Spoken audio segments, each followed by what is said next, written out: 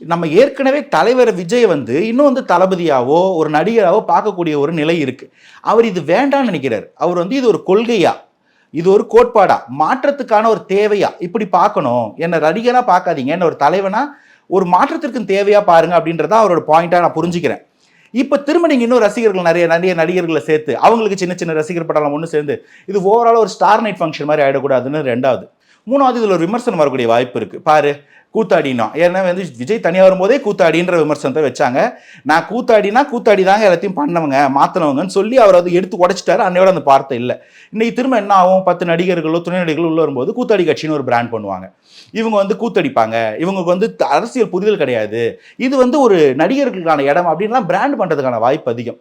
நான் மக்களுக்கு நல்லது பண்ண வந்திருக்கேன், அந்த மக்களுக்கு நல்லது பண்றதுக்கு நான் போதும், அந்த மக்களை நீங்களும் வந்துடுறீங்க. ஆனால் நடக்க வேண்டிய நல்லது நல்லா நடக்கும். நீங்கள் வர்றதுனால ஒன்றும் அடிஷன் கிடையாது. உங்கள் பொழப்பையும் பாருங்க, இந்த இடத்தோட இம்பார்ட்டன்ஸையும் டைல்யூட் பண்ணிடாமல் இருக்கட்டும் அப்படின்றதா இருக்கலாம். இது எல்லாமே என்னுடைய அனுமானம். அவர் எதனால வேணான்னு சொல்றாருன்னு அவரை தான் கேட்கணும்.